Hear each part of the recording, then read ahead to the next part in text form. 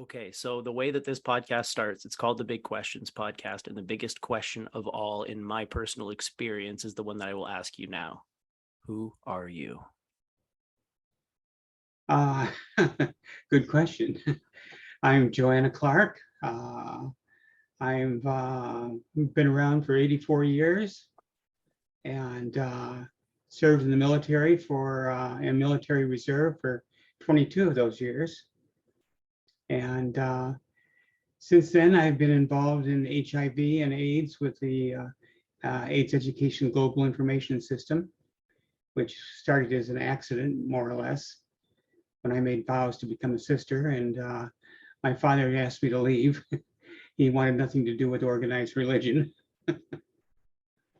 And I went to Missouri and ran into a couple of PWAs there, persons living with AIDS, that were totally isolated. The town I was in, the doctor came to town every Wednesday afternoon for 4 hours, a circuit rider. Wow. And no privacy. Everybody had party lines. And my first week there, I ran into a person that was HIV positive going into a Walmart. And I saw him coming out and he looked kind of sick. And as I got close, I noticed he had Kaposi sarcoma. So I came over and I says, "Can I help you?" And he said, "No, I'm fine." And I says, "No, you're not really." I says, "Can I help you?" And he says, "What do you mean I'm not okay?" And I says, "You got Sarkozy sarcoma." I says, "You're HIV positive." And he looked at me with just absolute terror in his face. He says, "Oh my God." He says, "How do you know?" And I says, "I just came here from Los Angeles and I was working with AIDS patients back there."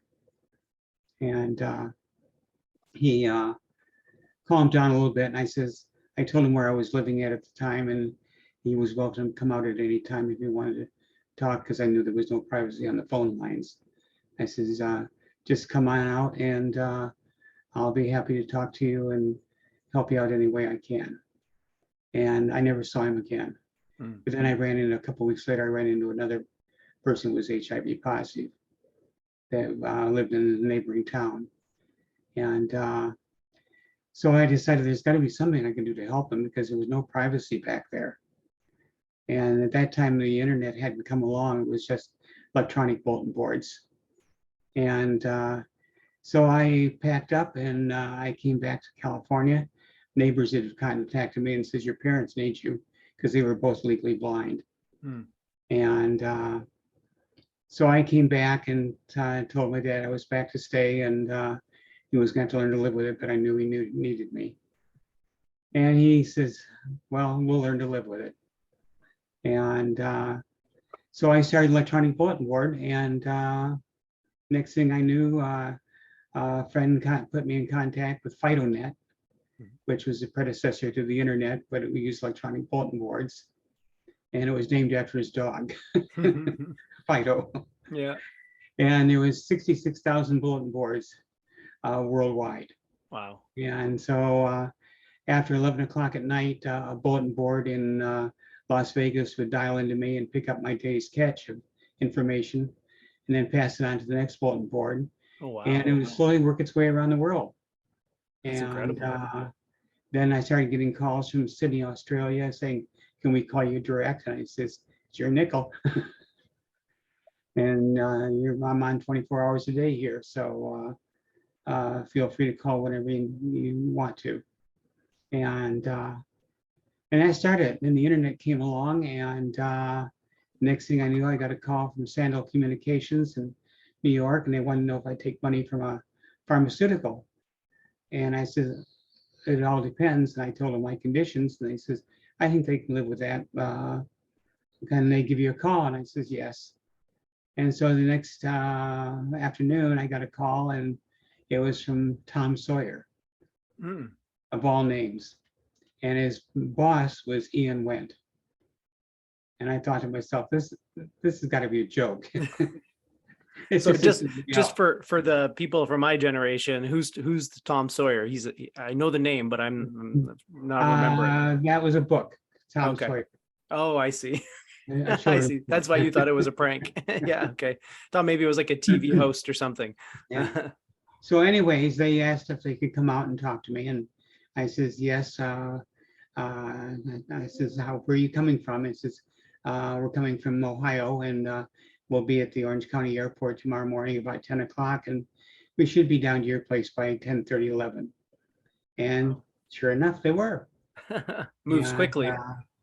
so we went down, we had lunch at a local restaurant, and discussed what I wanted to do and what part they could play. And we got back to the house, and they says, how much you gonna need? And I says, well, for the first year, I says, I would need $109,000. I'd have to build a server, and I'd have to get an internet connection in here. And that's gonna cost about $2,000 a month for a T1. And they says, fine, we'll have a check to you tomorrow morning. Wow. And we shook hands, and that was it. Wow. So what Yeah. were you collecting specifically in this database? What was the sort of intended purpose of it? I was going out to Grateful Med, which at that time you had to pay to access, and that was run by the National Library of Medicine. And I was collecting all the information I could find on HIV. I found out where all the conferences were going on, contacted the conferences and asked if I could get a hold of their abstracts. And I started collecting all this, and I had two different databases. The main database was all medical information with abstracts from the National Library of Medicine and the abstracts from the conferences. And the second part was I started contacting the newspapers and asking if I could use their AIDS-related material. And some of them were quite willing to do it, others weren't. New York Times, they didn't want to give it access to it. So a friend of mine who was concerned about political aspects of who their writers were and how their political connections, and they were concerned about HIV themselves, but also about homosexuality. And when they were writing an article on homosexuality, what was their political feelings on it? And so he had bought one share so he could attend a board meeting. And I asked him if he'd speak up for us. And he says, yes, I would. And then I said, you know, it wouldn't help to have a couple of people there. And so I turned around, and since I was managing my dad's finances, I bought 25 shares of the New York Times. And I sent him a letter and says, I'm a new stockholder, and I would really appreciate it if you would release your age-related stories to AEGIS. And the next thing I knew, I got a letter from the New York Times saying they had changed their position, and they were sending me a DVD with all their news articles. Oh, wow. When they sent it to me, it was a gold mine, because all they did is put in search for HIV, AIDS, SIDS, and that was it. Yeah. And it dumped everything they had in their database, including Reuters, the New York, all the European newspapers. Oh, wow. And wire services and what have you, plus all their articles. And I had already gotten permission from Reuters and from the Associated Press. And all of a sudden I had their entire database of AIDS articles. And so with that, we put it online, and as what's going on in the world, and slowly added more and more articles. And then I asked the Chinese if they would allow me to use their material, and they turned me down. But then the next thing I knew, I got an email from a couple of Chinese people and asking if I could use it, if they could use our material, and they would translate it into Chinese. And I says, I'd be more than happy to, providing you can get permission for me to carry it in Chinese. Yeah, yeah. And they got permission. Nice. And the next thing we knew, we had China online also. Wow, look at you go. You're And it a just diplomat. grew. Yeah. And so we were 25 years that we were running the service. And during that time, the National Library of Medicine got caught up in it, and he said, you know, we're charging for this. And the vice president at that time, Al Gore, he got involved when I wrote a letter and asked him about getting free access to the National Library of Medicine databases. And he looked at what we had and looked at what the National Library of Medicine had. And the next thing we knew, Grateful Med was gone, and it Hmm. was replaced with PubMed, and PubMed was free to the entire world. Interesting. So, and that basically became me for the next 25 years. Then the Republicans got control of the Congress, and they stepped in and said, National Library of Medicine, you can't fund outside sources anymore, like Hmm. AEGIS. Yeah. If you're not going to carry it yourself, then it won't get carried at all. Wow. And so What's the we lost. motivation, if you don't mind me asking, in your opinion, what's the motivation for doing something like that? As you know, the Republicans or whoever It's hard to say. You know, Al Gore, not Al Gore, Trump hadn't come along yet. right. And it was so unlike the Republicans, because I was a Republican at the time. My great aunt was the first woman to be elected to public office in the United States. Wow. And she lived in Argonia, Kansas. And in 1887, she was president of the Women's Christian Temperance Union. And they wanted Kansas to be a dry state. And the Wets hated her. And Kansas gave women the right to vote in class 1, 2, and 3 cities. They wouldn't give them the right to vote in national elections. And so the Wets decided they were going to embarrass my aunt. And so they put her name on the ballot to run for mayor without her knowledge. And the morning of the election, a knock came on the door at 8 o'clock in the morning, and it was the chairman of the local Republican committee for Argonia. And he says, Mrs. Salter, you're running for mayor. And she says, no, I'm not. And she says, your name's on the ballot. No, it's not. I didn't put my name on the ballot. Well, somebody did, and you're running for mayor. And I only have one question for you. Will you accept if you're elected? And she says, yes. She didn't even ask her husband. Her husband was in town. He was on the city council. And so he came home all upset because her name was on the ballot. And she says, I didn't put it there. She says, apparently the Wets did to embarrass me. That's too And funny. he says, okay, well, that's a relief because nobody's going to elect you. And at 4 o'clock, a knock came on the door, and it was the Republican committee member again. He says, Madam Mayor, congratulations. Wow. That's crazy. Good stuff. So, I mean, it seems like, and again, I'm Canadian, as you probably know, and my knowledge of American politics and American political sort of history and philosophy is a bit absent. But from my understanding is the Republicans were the ones, like, there's almost been kind of a reversal of roles, hasn't there been, in terms of like the Republicans were the ones trying to free the slaves.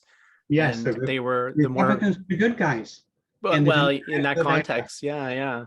And so what, again, just because you seem like you're very knowledgeable and I'm interested in this stuff, what triggered the shift, or what triggered that reversal It where, started shifting in the late 70s after John F. Kennedy was assassinated. okay, And it was slow at first, but then when Ronald Reagan, the movie actor, became president, he turned things all around.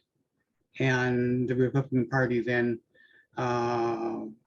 became the good guys, and or I should say, the Republicans became the bad guys, and the Democrats gradually became the good guys.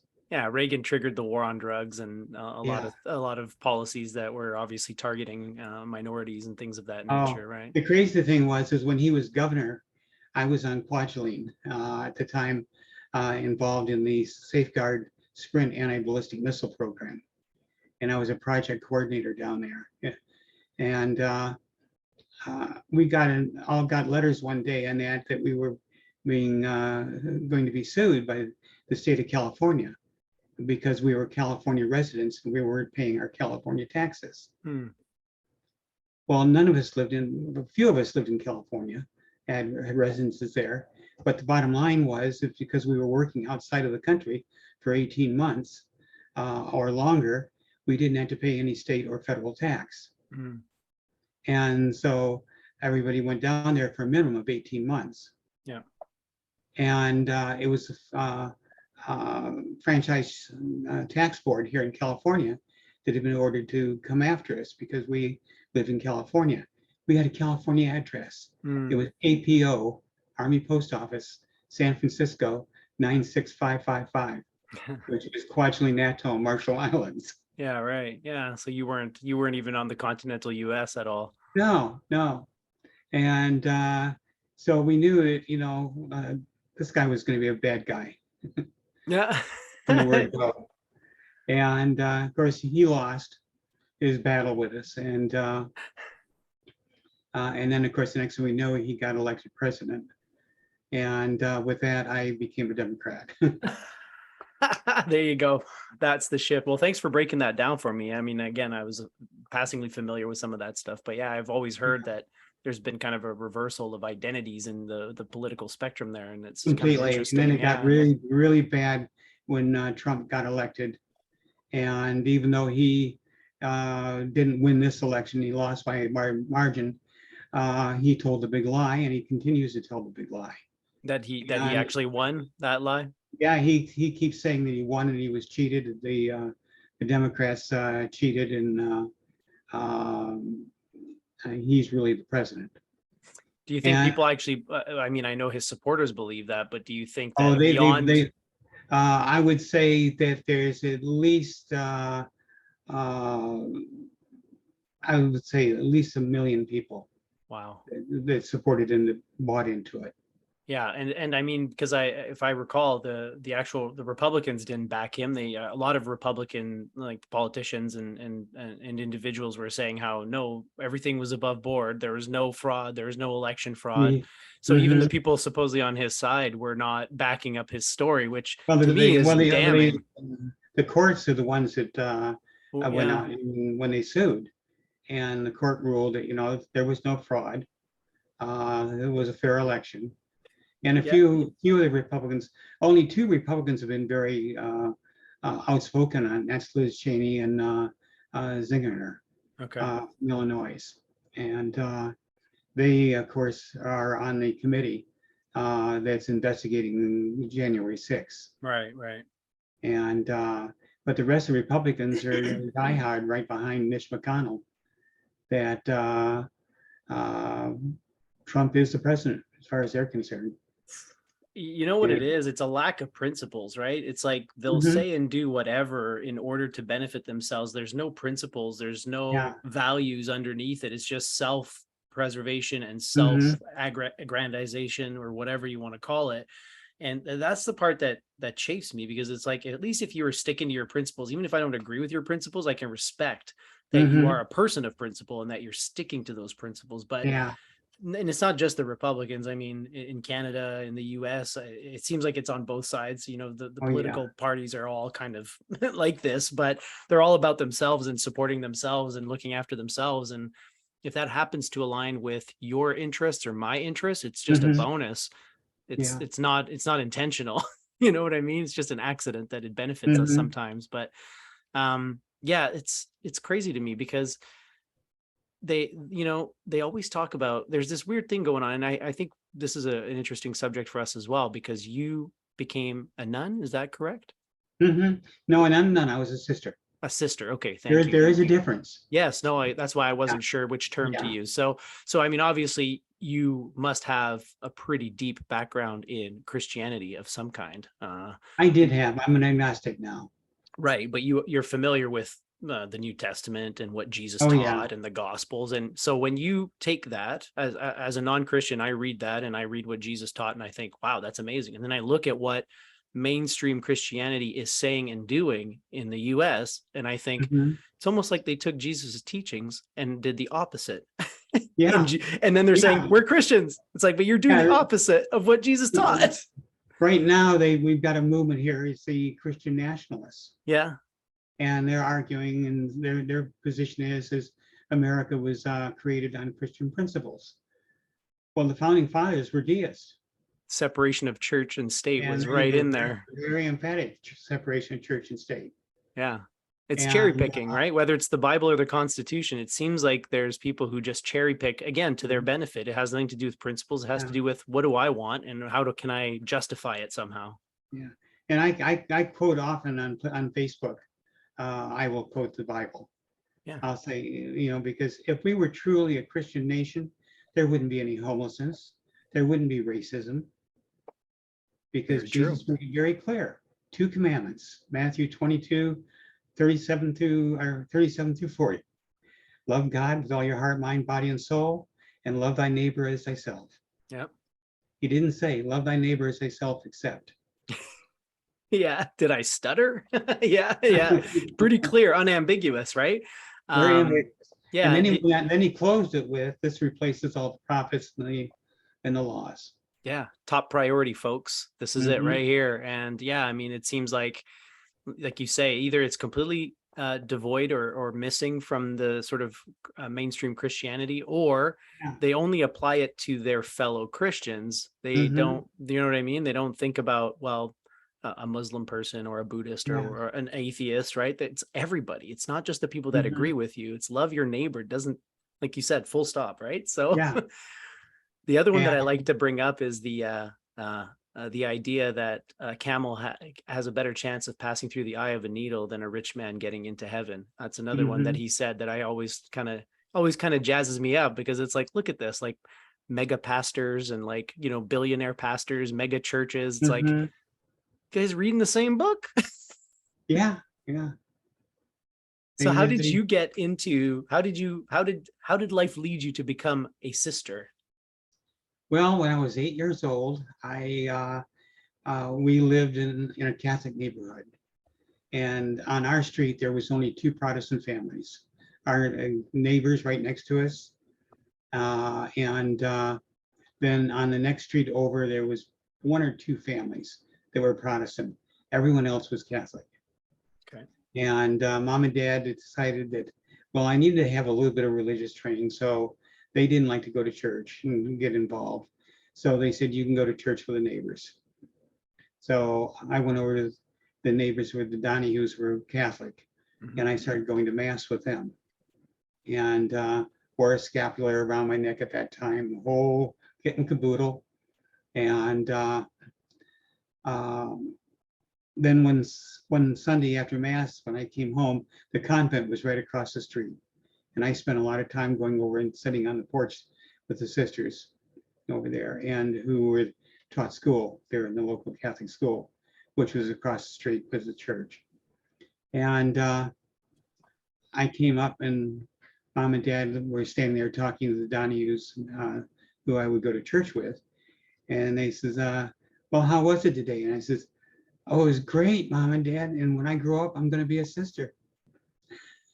Now, just for the audience's sake, at this point in time in your life, you were still presenting and living as a man, as a male. Yes, correct? I was only 8 years old. Right. But even then you knew you were going to be a sister, not a priest or a pastor, a sister. I was going to be a sister. Yeah. Interesting. And the next week I was in a Baptist church.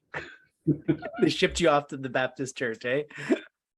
So what is the difference in your experience between Catholicism and the Baptist church? Because again, we're dealing with the same book, the same teacher, the same teachings. How radically different was it from one to the other? World. It really? was a whole different world as far as I was concerned at the time. How is that possible? How can you have the same book and everything? I lasted about 6 months there, going to Sunday school and what have you. And I quit. I said, I don't want to go there anymore. I don't like it. So you preferred the Catholic Church to the Baptist Church? I preferred the Catholic Church to the Baptist. Yeah. So what was it? But I ended up in the end as a Baptist. Yeah. And then when I got in the Navy, I was, so to speak, born again. And I got my first duty station after I finished school, and that was to go to VP 49 in Bermuda. Mhm. And so I get to Bermuda, and it was interesting. Black and whites intermarried. But Portuguese, who were white, they were the most hated person on the planet. And I went looking for a church, and I found a Baptist church. And it was the Portuguese Baptist church. And so I'm walking across the hangar deck one day, and my division officer is coming towards me. He says, hey, Clark. He says, did you find a church to go to? And I says, yes. And he says, where at? I said, I joined the Portuguese Baptist Church. I thought the poor guy was going to have a heart attack. He says, you what? He says, you don't associate with Portuguese down here. You stay away from them. They're no good. What's the background there? Why is that? And I says, I don't understand, sir. I says, I found a really wonderful Baptist church and I really like them. And they tend to live by the gospel. And maybe that's the problem. Mm. And so anyways, I stayed with them. And then when we left, just before we left, my neighbor was a big strapping Black Bermudian and wonderful friends. And the day, week before we were leaving, Mariani, he was a Portuguese farmer who was there. He came down the road in his horse and buggy, and he stopped. And when out in front of me, when I came out on the porch and saw him, I said, "Hey, Mariani, hi, you got a minute? Come on up, have some lemonade." And I went and got some lemonade, and he came up on the porch and drank. And then my neighbor came home, and he saw the wagon there, and he saw Mariani up on my porch. And pretty soon he'd walk out into the field and look to see if he was still there. And he'd go back, and then he'd walk out and look again. Pretty soon Mariani said, "I think I better go." And he left, and then my neighbor came over and says, "Don't you know that was a Portuguese? You don't associate with Portuguese." And I said, "But Mr. Butterfield," I says, "you know, I'm leaving next week. I'm going to Memphis, Tennessee. I would be expected to treat you now as you want me to treat the Portuguese when I get there. And that will never happen." And he says, "Well, this is Bermuda. This is not Memphis, Tennessee." Missed the point. Just went right over his head. You know, it went over his head. And I says, "Well, okay." Well, I went over and said goodbye to him, and the day I left, and he says, "Good luck." And we were gone, and we went off to Memphis and started training there to become an instructor. And shortly thereafter, a friend of mine that had been in the squadron with me, who had married a Bermudian girl, he was from Cleveland, he was Black as they come, and he had married a Black girl. Except if you looked at her, you would never think that she was a Black girl. She was white as they come. But her father was Black. But there was no trace of Blackness in her. But her birth certificate said Black. So she was half? And her mother was white. Yeah. And so anyways, when they came, I told them to come and stay with us for a while, not thinking anything about the fact that Ernie was Black and I was living off base. And so they pulled into the driveway and came in, and the neighbors across the street looked over and saw this Black man get out of the car with a white woman and a baby that had a nice suntan, but wasn't black. Yeah. And they ran in the house. Next thing I know, they're looking out their windows across the street at us. So we had a bite to eat. And then I says, "Come on, let's go out to the base and get you checked in."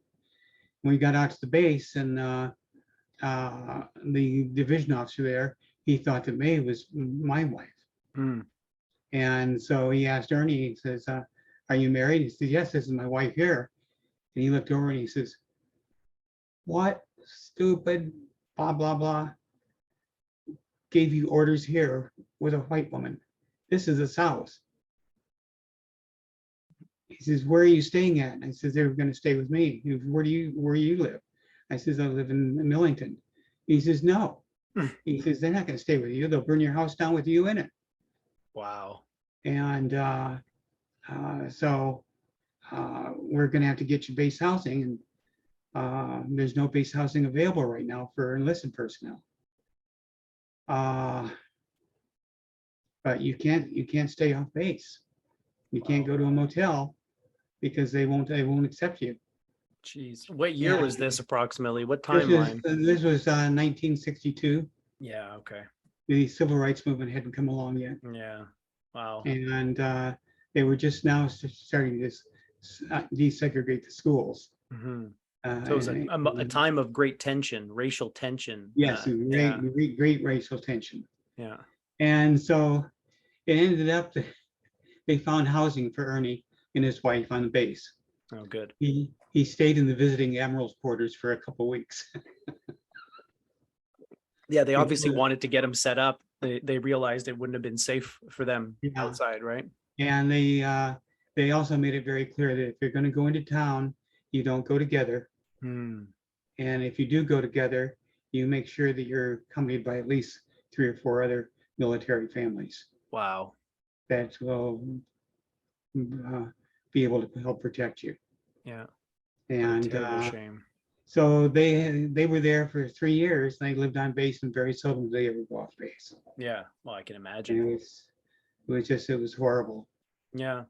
Well, So again, it's nice to know that we've made some progress, as you said, in some ways, maybe not in every way, but in some ways we have made progress. And I yeah, was talking to my parents yesterday about this as well, and saying how at least now there are consequences to your racism and your hmm, homophobia and your trans phobia and all that stuff. Like if I go online and I make some racist comments, or I transphobic or whatever, chances are I'm gonna get fired from my job, like, if you know what I uh-huh, mean. So at least now there are consequences to what you say, but at the same time there's still a lot of people out there who believe ignorant things about race. Like yeah, I think I saw a picture of you in one of the books that said, we're all African, right?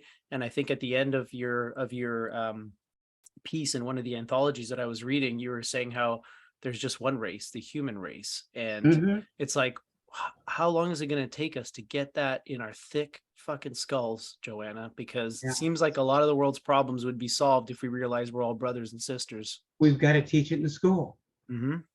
and we've got to start early, right from day one when they go into pre-education, and when they're 3 years old, we have to start.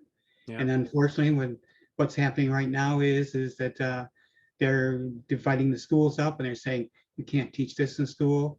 They're Yeah. deciding that books can't be sold. It's like one day it was on the news here, and one of the congressmen from the South was he was having a book banned that in the high school because it was pornographic. It had a chapter on Uranus. That's why some people call it Uranus now, I think. Yes. My sister-in-law calls it Uranus, and I always have to correct her. No, it's Uranus. But yes, that's ridiculous, right? And Yeah, it's absolute stupidity. yeah, that whole philosophy too of like abstinence only and Hmm. no sex education because sex is bad and you're not supposed to do it and stuff. And it's like I've read statistics that show that states and regions that have an abstinence only approach have higher rates of teen pregnancy, STIs. It's almost like when you educate people, they make better decisions. And when you Yes. don't, they make Yeah. stupid decisions because they don't know what the hell they're doing, Yeah. Oh, the difficulty we had here with sex ed in the schools, and they were refusing to teach it. And I used to go down and protest with them outside the high school and say, hey, you've got to teach it. Mm-hmm. Yeah, the problem is it's a slippery slope where you get to a point where what do you teach them, and what is kind of the consensus, because there's obviously people that disagree, right? Mhm.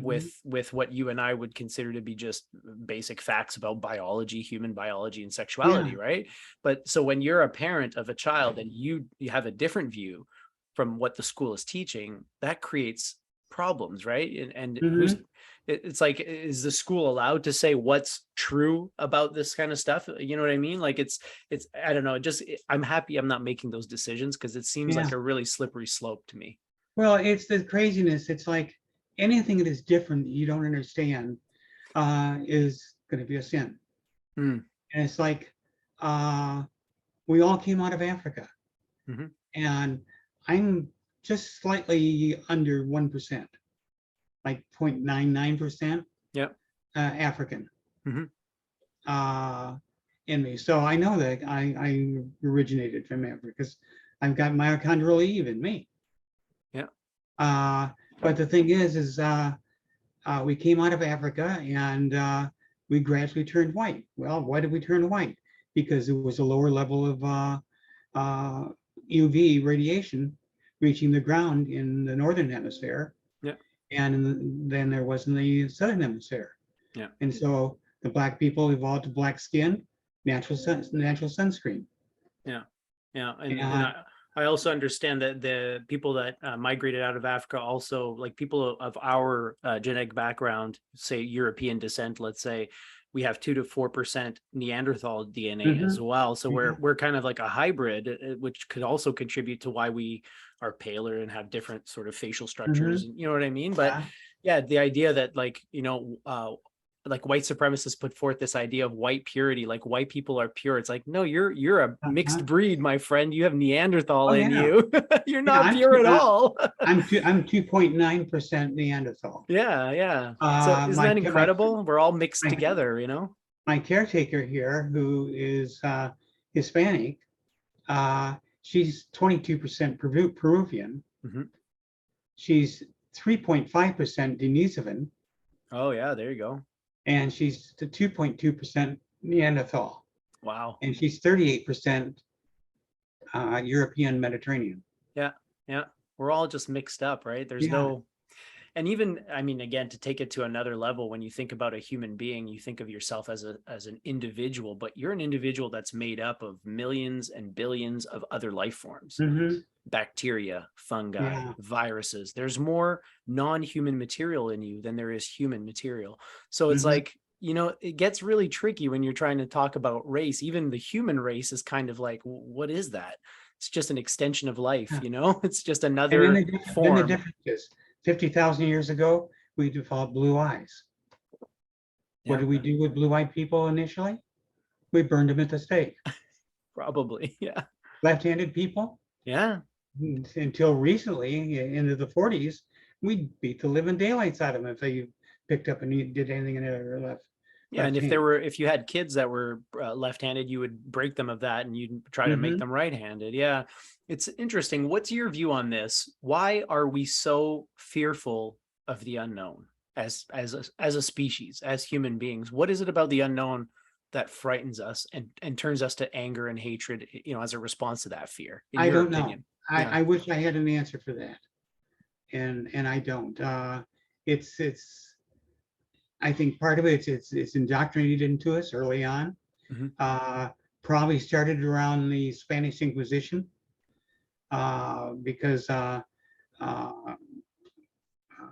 both the who was it at the time?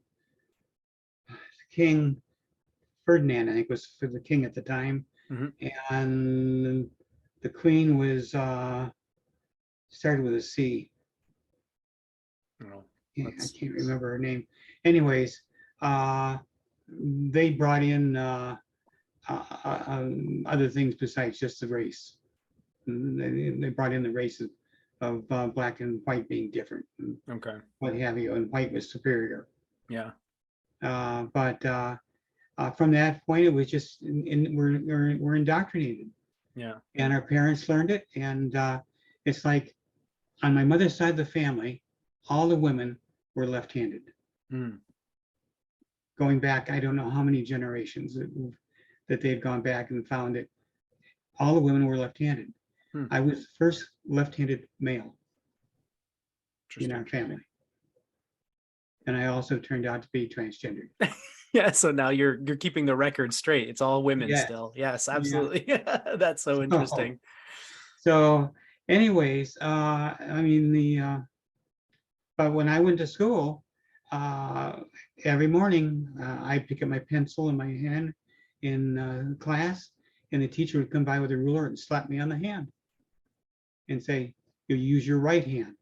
You don't use your left hand. Wow. And that continued until finally I went home with bruises on my hand and a couple cuts. And my mother asked me how it happened. I says, well, I get beat every day by the teacher when I don't use my right hand. Yeah.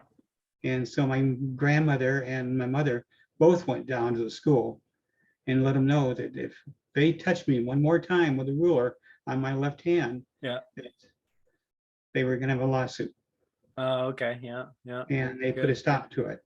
Nice. Well, that's nice that your mother and grandmother backed you up, stood up for you at Yeah. that point, because And yeah. the fact that they were both left-handed.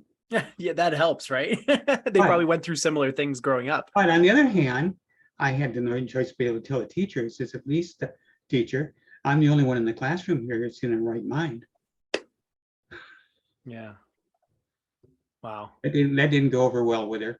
No, I can imagine not. But I guess there's she probably was hesitant to put any kind of hands on you at that point with a lawsuit threatened. So that's good. You had a little Yeah, bit of protection there. yeah. But I mean, the fact that I don't think she understood the fact that the right side of the brain controls the left side of the body, Right. and Yeah. vice versa. Yeah, and it's very fascinating. There's actually a book right behind me on this side, the little blue book. It's called "The Master and His Emissary" by Ian McGilchrist, and it's a book about the bihemispheric brain and how it Uh-huh. maps out onto basically how it shapes our reality, and how Mhm. when there's one hemisphere that is dominating the other, it changes the cultural, philosophical, artistic climate of a civilization. And he Mhm. documents kind of these shifts from left hemisphere to right hemisphere in history, and he kind of maps it out to neuroscience and research that have been done on like patients that have had like a stroke on one hemisphere and not the other. So he like lays out this very brilliant case for basically the current climate that we're in right now is because the left hemisphere, which is supposed to be the servant, the emissary, Mhm. the tool wielding, language building, the part of the brain that takes reality as a whole and breaks it down into pieces and labels each piece and says this is this is that, that's the left hemisphere, and that's in charge right now of Mhm. everything. And when the left hemisphere is in charge, it dehumanizes, it disconnects. It's all about breaking things down into pieces and dividing them. The right hemisphere is holistic, it takes everything as a whole. It's all about connection, it's all about empathy, it's all about feeling. And that's supposed to be the hemisphere that leads the way. The left hemisphere is just supposed to be the servant. But unfortunately, his theory, this author, is that right now the entire world is in the grips of the left hemisphere, and that's why we're destroying the environment, and that's why we're all dividing each other along all these different lines and labels. It's because that's the way the left hemisphere works. So Yeah. it's a very fascinating theory. But yeah, it does map out to what you're saying about left-handed and right-handed, because typically even in birds and stuff, the left hemisphere is all about finding seeds on the ground, and the right hemisphere is all about full awareness of like, is there a predator coming? So there's the two brains are doing different things at the same time, right? Mhm. The tool wielding hand, the right hand, that's the left hemisphere once again. So when you have a left-handed person, that's an interesting shift there, because typically the vast majority of people are right-handed because it's the left hemisphere that controls the tool wielding. Mhm. So yeah, anyways, I don't know where I was going with that. I just find it fascinating that we have two hemispheres, and it almost feels like there's two of us in there sometimes. I don't know if you Yeah. feel that way, right? There's the I and then there's the self, and it's like, I can't control myself. Well, who's the I that is speaking, and who's the self that you can't control? You know what I mean? Like when we talk in those terms, it gets a little slippery. But yeah, Yeah. anyways, it's crazy that people will find any excuse to discriminate to other people, like the fact that you're left-handed versus right-handed. How Mhm. trivial is that? Yeah. You know, what does it say about you as a person? Nothing. You just says that you use your left hand instead of your right hand. It doesn't tell you Mhm. anything about your character, your values, the kind of person that you are. Yeah. So yeah, very strange. Mhm. So We're a strange species. yes, absolutely, we are. I think we're bipolar apes, from what I can tell. But that's the way I look at it, anyways. So okay, so we've covered off a little bit of the sister, right? The religion piece. We've covered Mhm. off AEGIS, which I think is brilliant. The fact that you helped create this database that helped connect people all over the world and share information about this emerging virus at the time, right? You did the military thing, but we haven't really talked about your transition from male to female. And I don't know if that's something that you wanted to maybe briefly tell the audience about, kind of how that came about and what it was like growing up, how you felt growing up in terms of your identity and all that kind of stuff. Well, I learned to hide it very well. And my uncle had been uh, a hero during World War II. He was one of the first to become an ace. And he was enlisted. He was a sergeant first class at the time. He had 1 year at college when the war broke out, and so he didn't qualify to get a commission. And but he loved flying, and he already had some flying experience in Piper Cubs and what have you. And so they didn't have enough officers to train as pilots. And so they decided they would take some of the enlisted people that had flying experience already and train them as pilots. So he was in the first class of enlisted pilots.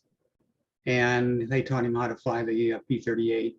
And he went over to South Africa, where he promptly became a fighter ace and got his 5 kills. He was working on his 7th kill, and he was checking out a new pilot to be his wingman. And the wingman got all excited and shifted his position from port to starboard. And as he shifted his position, he triggered his 30mm cannon and shot my uncle out of the sky. No. And Kelly bailed out and landed in the surf and broke his pelvis. And the Italian soldiers rushed down and drug him out of the water and saved his life. Wow. Took him to a hospital where he was treated, and then they put him in prison. And then they announced that they were going to transfer, the Germans were going to transfer all the prisoners into Germany. And with that, he escaped. Oh, wow. And he made it back to British lines after 100 days. Wow. And so he became a hero. And everybody said, you know, when you grow up, you're going to be just like your uncle. You're going to be in the military. And I decided I love scuba diving. And I said, well, if I go in the Navy, I might be able to become a scuba diver. And so I joined the Navy, got permission to join the Naval Reserve when I was 17. And didn't really like it there in the Reserve Division. And that it was Naval Reserve Surface Division. We were trained to be on a destroyer. And I found out that I could go down and learn how to fly, maybe down at the Naval Air Station in South Detroit. So I went down there and checked out the battalion, and I was allowed to transfer to Air Wing Staff 73. And so I became an Airedale. They call them brown shoes in the Navy. And when I went active duty the day after I graduated from high school, I had joined under the 2 and 6 program. So the day after I graduated from high school, I had to go on 2 years active duty. And so they sent me to Philadelphia, and there I found out I wasn't going to be allowed to be a diver because I was too skinny, too scrawny, didn't have any body hair on me, didn't look like I was a man enough. And so again, just judging on appearances, surface level crap. Yeah, it's still so silly. So anyways, I had virtually no beard. Here I was, 18 years old, virtually no beard whatsoever showing, and skinny, no body hair. And they said, well, you know, we can send you to avionics school, and you can, and I liked ham radio, and I was a ham radio operator, so that was a natural. So I got sent off to Norman, Oklahoma, and that was my first experience in the Deep South, and with real racism.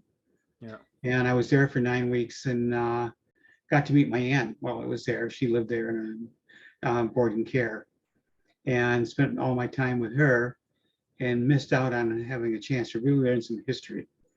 But what I was in a class of 492.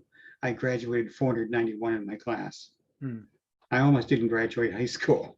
Yeah. But anyways, I got to electronics school in Memphis, and I was going to be there for 21 weeks. And the first thing that happened was they wanted me to transfer out to the fleet because I was never going to make it to the school. I probably would flunk out within the first 2 weeks. And I told my division officer, I says, not only will I graduate from the school, I will graduate first in my class. And he says it will never happen. Challenge accepted. Well, it wasn't a challenge to me. I didn't drink. I didn't chase girls, and I didn't go to the bars with all the other sailors. When they went on liberty at the end of the day, I would go to the library and study. Yeah. And so when we graduated from the course, my division officer was standing there, and I walked up to him and he says, "You don't remember me, do you?" And he says, "No, I guess I don't." He says, "Are you in the graduating class?" I says, "Yes."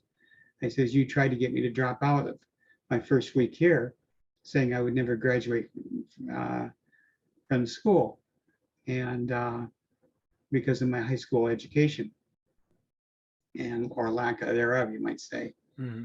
And I says, "I made it through the school." And he said, "Congratulations." He says, "Oh, at least you made it." I says, "Well, I kept my promise to you. I said I'd graduate first, and I did. And I graduated first in my class." Nice. And that gave me my choice of duty station. And that was the motivation there. Oh, that's why you wanted to finish first, so you could choose where you went next. I wanted to go to Bermuda so I could scuba dive. Yeah, nice. So anyways, I graduated, got my first choice of duty, went to Bermuda, and ended up flying P-5MC planes as a radio operator first, then as a first technician flying the radar position.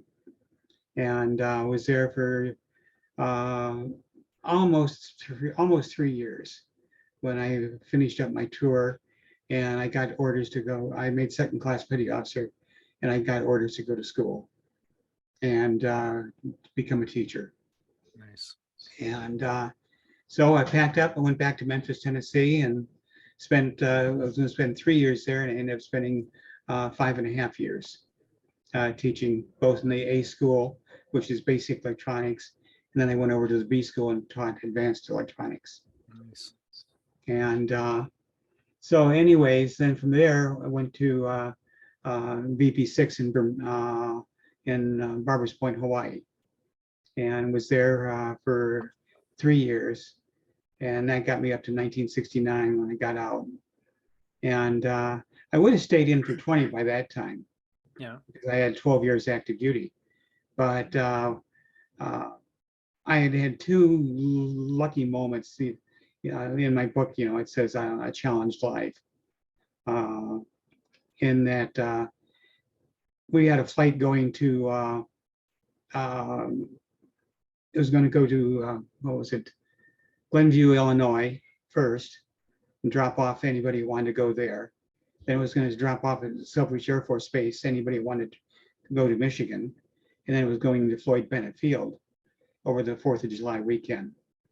And so I got on the flight to go to Michigan because my folks lived only about 25 miles from Selfridge Air Force Base. And we were taxiing out for takeoff, and they announced that Selfridge was closed, but we wouldn't be landing there, and that they had a person who wanted to go to Floyd Bennett if there was anybody who was willing to give up their seat. And I gave up my seat. Mm-hmm. And so he made it to Floyd Bennett, got to see his family, but on the way back over Grand Rapids, Michigan, the plane rolled over and crashed. Oh, wow. And there was only 4 people on board at the time: the pilot, co-pilot, flight engineer, and this one fellow that took my position, and they were killed. Oh, The wow. people that got off in Glenview, they of course survived. Yeah. The plane didn't make it there. So that could have been it for you. If I had been on the plane, I would have died. Wow. So then in VP6, I was the ops chief and also the NATOPS instructor evaluator for acoustic and non-acoustic positions on board the P-3 Orion ASW aircraft. And I had scheduled one crew to fly 2 midnight to 6 in the morning flights. And when they came back off their second patrol, the pilot and we were friends. He was a scuba diver, and I taught him how to scuba dive. And he came up to the office and he says, "Have you got the flight schedule out for the rest of the week?" I says, "Yes." And I says, "You've got 3 days vacation. You won't be flying." He says, "Great." He says, if you got the schedule out, can you take off and go scuba diving? And I says, "Yes, why not?" I says, this schedule's out. So I told my yeoman, I says, get it published and get it distributed. And I'll be back about 4 o'clock. And I got back at 4 after we went diving, and I was helping Dan carry his equipment into the BOQ. And I noticed a big red circle on the flight schedule on the wall. And that meant that there had been a change to it. Mhm. And I went over and I looked, and the flight schedule had been changed, and VP6 was back on the flight schedule. And that was Dan's plane. And I says, what the devil? And I says, Dan, this is a mistake. Somebody's put you back on the flight schedule, and you can't fly now because you've been diving. And so I went down to the hangar to find out what was going on. And it was the commanding officer who changed the schedule and says, crew 6 was available, so I put him back on the flight schedule. I said, no, they weren't available. They've flown out 130 hours for the month. So that's the maximum that they can fly under regulations. And I says, and then the pilot, the command pilot, went diving today. And so he can't fly for 24 hours. Okay. And that's making military regulations. Because of the pressure from diving, the different pressure differential, or no, well, it's pressure differential when you're diving, because when you're going diving, you're going to absorb nitrogen into your bloodstream. Yeah. And of course, when you're going up, pressure decreases on you, and you get the possibility of getting the bends. Right. And so anyways, I said, well, they can't fly. Regulations prohibit their flying. So you're going to put somebody else on the schedule. And all you want them to do is get some sub time in, because the rock is passing through the area. The other crews have gotten some time with them, but 6 isn't going to get any time because they've already got their time in for the month, and the regulations say they can't fly. Mm-hmm. And he looked at me, he says, I'm the commanding officer, you're a chief petty officer, they're flying, now get the hell out of my office. And that was the reason I left the Navy when I did. My enlistment was up the following year, and I was not going to be part of a Navy that would send a crew out and risk them killing. Yeah, and what happened was I told Dan I would fly and do a NATOF check on when he asked me. And I put my name on the call list to be woke up at 10 o'clock so I could go down and observe the pre-flight. Yeah. The watch didn't wake me up. And so I woke up at 6 o'clock in the morning, and there was noise in the hallway, and I said, what's going on? And he says, 6 is in the water. And I said, what do you mean 6 in the water? And I looked at my watch, and I says, what the hell? I was supposed to be on 6. The watch was supposed to wake me up. And he says, watch didn't wake you up. And the result, you're alive. So I went down to the hangar and found out what was going on. And there was 4 survivors. Oh God. Dan survived. He almost drowned. He was trapped in the cockpit and went down with the aircraft when it sank.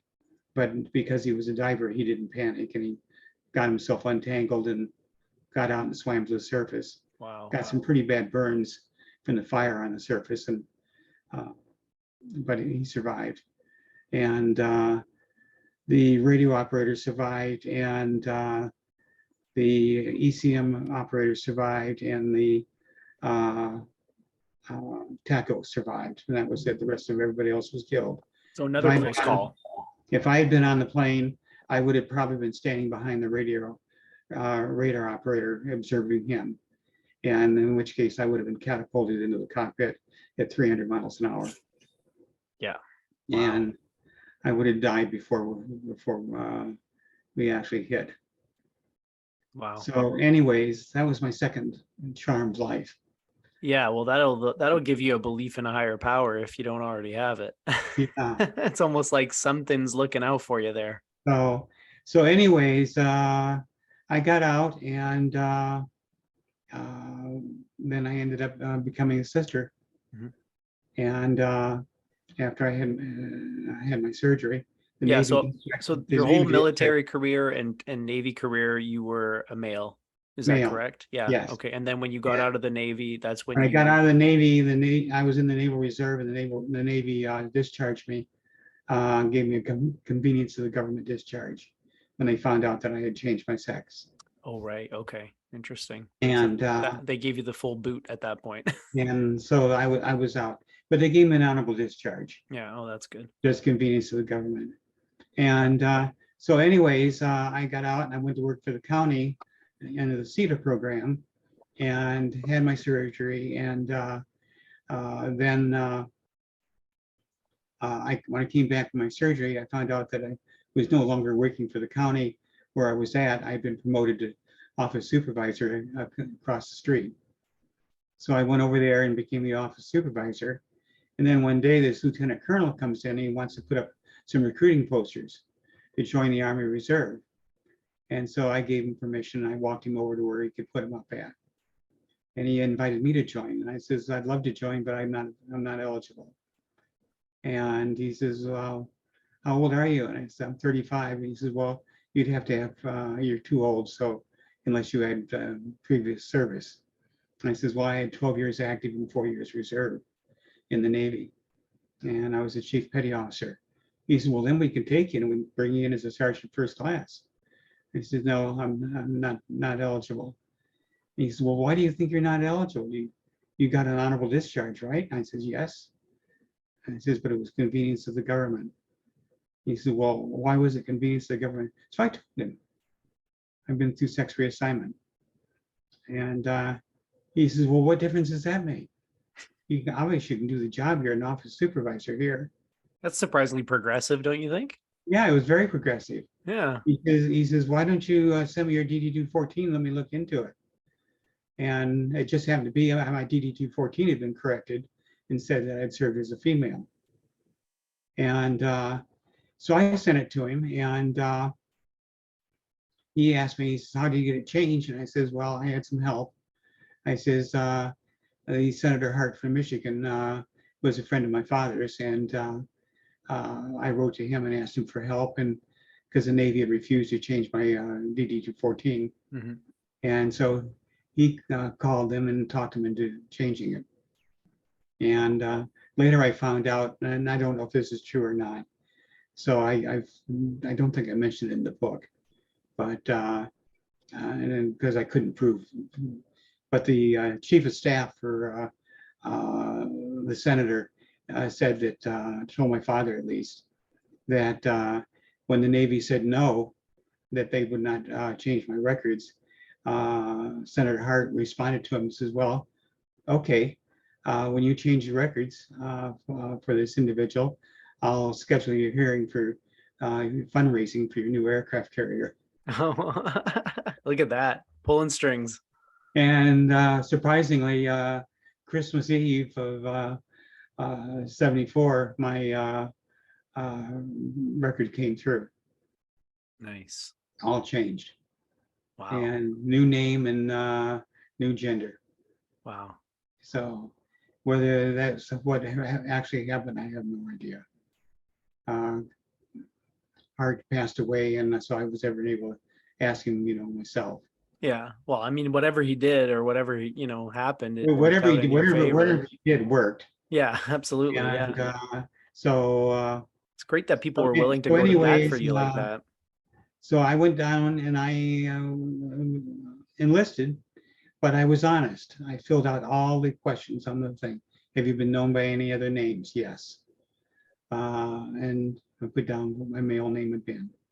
And have you ever been married? Yes. Do you have children? Yes. And so anyways, that basically is one of the things that saved me this time around. Mm-hmm. I enlisted on February 6th of 76 that I enlisted, and I served through 77 August, and then the Army they nominated me for promotion as warrant officer, and when my nomination got to Washington, the proverbial crap hit the fan. Oh no! And is that when you made the paper? Well, not quite then. Okay. I didn't know what was going to happen then, but I had met Christine Jorgensen a couple months earlier, and when I met her, I was in uniform. And when we walked into her living room, she turned around and she said, "Do they know?" And I says, those that count do know locally, but they don't know in Washington. Hmm. And she looked at me and smiled, and she says, your time will come. And so the day that it came, and I was told that the JAG was sending an officer down to investigate me. And I called Christine, and I says, my day has come, it appears. Yeah. And she says, why don't you come down? So I came down, and I brought along with me the alert roster for the battalion. And I had the home address and phone numbers, names and rank of everybody in the battalion. And when I got there, Shirlene Duke was present, and she was introduced to me. She's an investigative reporter for the LA Times, and she's one of the best. And I thought it'd be nice to have her here. And I told her, I said, whatever is said here, Shirlene, you can't report on it until this all plays out, what they're going to do. I have no idea what's going to happen next. Yeah. And Christine says, I know what's going to happen. He says, they're going to avoid your enlistment. Wow. And well, we'll just have to wait and see. So anyways, I gave her the alert roster, and she says, I'll start investigating. And she started by calling the lowest ranking person on the list, and she worked her way up. She talked to virtually everybody until she got to the exec. Wow. Only a couple she hadn't been able to talk to. And a couple of them were enlisted, and a couple of them were officers. And when she got to the exec, he says, I don't think I should be talking to you, and hung up on her. And the next day they had a notice out to everybody in the battalion, don't talk to the press. Hmm. But it was too late. She had already gone to everybody. She had already gone to everybody. So Nice. it was too late. And so then they decided, well, maybe we better do a physical exam before we discharge her. And she's already had a physical exam. Well, yeah, but we need to get a real exam. Why don't we send her over to the Naval Hospital and ask them to do a physical on her, complete physical. So I was sent over there, and Captain Jose Smith, an African-American, was tasked with giving me a physical. So he had me up in the stirrups doing a pelvic, and he stopped and he says, this is too important for one physician to examine you. Can you come back tomorrow? And I says, yes. What do you want to do? He says, I'm going to schedule you to see every senior officer in the hospital here, in psychiatry, in OBGYN, in internal medicine, in orthopedics. Wow. They'll all be Navy captains. They will all be board certified in their specialty. So they won't be able to challenge their findings. Wow. Now, this may mean that you'll get discharged, and it may mean that it may change and you may get to stay. We don't know. Mm-hmm. It's going to be up to the Army. Yeah. I says, okay, I'll do it. He says, one thing, don't tell them unless they ask you. Oh, okay. And the only one to ask me was the gynecologist. And his wasn't really a question to me. It was, I really don't understand why I'm doing this physical and why I was ordered to do it. Any ensign could have done this. And I says, yes, but they consider me special. Well, why would they consider you special? And I said, I've been through sex reassignment. And he says, you've what? I said, I've been through sex reassignment. Down he went. You look up the nurses. Now I can see, I can say I've seen everything, but I still don't understand. What's the problem? Yeah. Wow. I said, well, they say there's something wrong with me. He says, there's nothing wrong with you physically. Do you have any problems psychologically? No, the psychiatrist gave me a clean bill of health. He says, well, I'll have to put it down here, but I'll put down that physically and psychologically, I don't see any reason why you can't serve. And so with that, they said, I was told to come back the next day. So the next day I came back, and I was taken down to the captain's office, and all the physicians that examined me were there. And they says, we've looked over the regulation. And he says, this is what we're going to have to write. Disqualified only on the present wording of AR 40-501, paragraph 213S. Qualified in all aspects, physically and psychologically, to carry out the duties of her rank and position. Recommend retention. Wow. And the next morning I was informed that my enlistment was voided. What? And I had 30 minutes to clean out my desk and get the hell off the base. Despite the results of all the exams, despite all the hoops that you jumped through, they still kicked you out. Wow. Yeah. Brutal. And so with that, I had a copy of the physical was given to me, and with the signatures of everybody on it. And I turned it over to Charlene, and she went out and interviewed the doctors. Only one of them was willing to talk to her, and that was Dr. Jose Smith, the African American that originally had been tasked to see me. Mm-hmm. And he was interviewed, and he said there was absolutely no reason why she couldn't serve. Wow. And but the Army wasn't willing to go along with it, and they voided the enlistment and the promotion. So I sued. Oh, good. I was going to say, I hope you made a fuss about it. So good. I screwed up. I sued. Yeah. I asked for an honorable discharge, credit for time served. Yeah. And I got credit for time served, and I got my honorable discharge, and I got $25,000 cash from income lost. Yeah. The one thing I didn't ask for, and I should have, is I want the promotion. Wouldn't have meant anything except would have looked good on my resume. Yeah, your CV would have looked nice. Yeah. Yeah. Wow. Well, I mean, it's amazing what you've gone through in your life and the challenges that you've had to overcome, and the fact that you're not only, that you overcame these challenges, but you made something positive with what you were given, helping people and doing all the work that you do. It's a very inspirational story, Joanna. No, thank you. Yeah. It's been quite a life. I have no regrets. I think my only regret maybe is getting involved with Kaiser Permanente. Getting involved with them, you mean? Yeah, their care has been less than not what you would expect from a medical organization. Right. Yeah. Well, they're a profit organization. Yes. The medicine is just a secondary aspect of that, right? Yeah.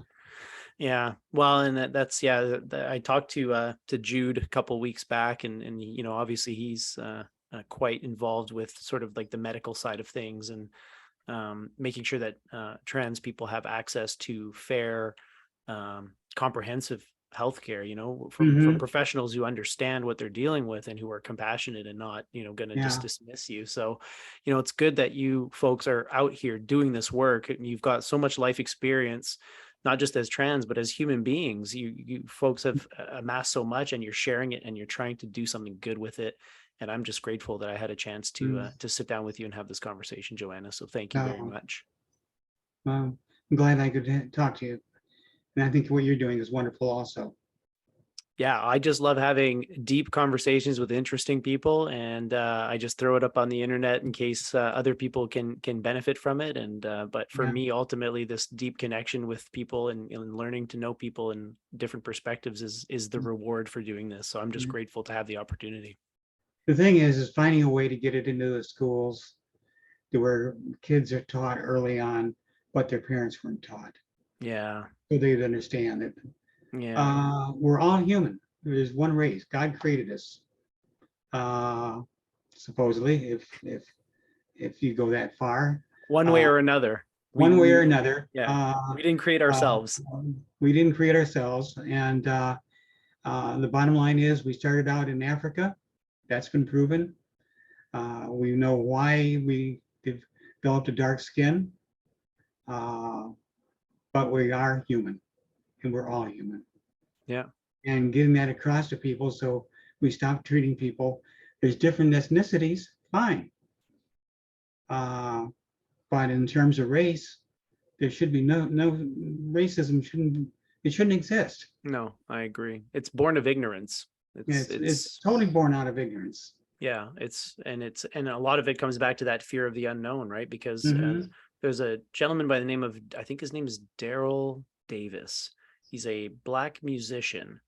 And anyways, if you look him up, it's a great story. He became obsessed with finding out, how can someone hate me when they don't even know me, right? How can somebody hate me when they don't even know me? That was the question that drove him. And he began to befriend KKK members, this Black blues musician, and to have conversations with them, not trying to deconvert them, trying to understand, how can you hate me when you don't even know me? And through the years, through having just conversations with these people, connecting with them the way we're connecting right now, just having an open conversation, he managed to deconvert, like, I think 50 plus members of the KKK, and they would give him their robes. So he's got like a collection of KKK robes of all the members that he, just through befriending them and having conversations with them. Yeah, very, very interesting guy and worth looking up. And I think he's quite, he's informed my approach to a lot of this stuff as well, because it's like, if you go in trying to prove somebody that they're wrong, or you accuse them of being ignorant or stupid or whatever, there's nothing's going to happen. You're not going to change anybody's mind. You're not going to make any progress, and you're not going to gain anything from it either. So approaching these types of conversations with an open attitude, open heart, open mind, and just trying to find out what the other person is all about without an agenda. Huge power behind that. Yeah, it's like, when we start out at the moment of conception, the bottom line is we're designed to become female. Yeah. If we don't have the SRY gene present to send the instruction set to say, no, your gonads are not going to be ovaries, they're going to be testicles. Yeah, pop them out. And they become testicles, they start producing androgen, and then what's going to become a clitoris becomes a penis. Yeah. What's going to be labia becomes a scrotal sac. Yeah. And those we can all see. But at 12 weeks, the androgen kicks in and tells the brain be masculinized. Yeah.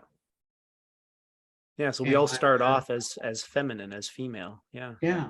And if that androgen isn't there, the brain's going to stay female. Yeah. Now, our sex is determined by the person who looks at us. He sees a penis and a scrotal sac, and he says, it's a boy. If he sees a vagina and a clitoris, it's a girl. And if it's a mix of the two, then he's going to say, I'm not sure what it is. We're going to have to look at the genes. Yeah. Interesting, right? And now you've taken into consideration what they used to do with the AIS infants. AIS is androgen sensitive. Their XY, the gonads become testicles. They start producing androgen, but the body doesn't recognize it. Oh, interesting.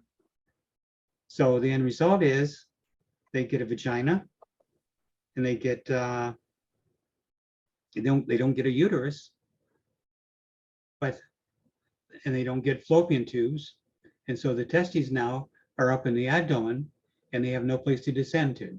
Oh, wow. And when they discover those, usually they would discover them when the child is pre-puberty. And they'd say, wait a minute, what's this? And they'd go in and look and say, wait, these are testicles. And so then they go in and surgically alter them so they can drop the testicles down. Wow.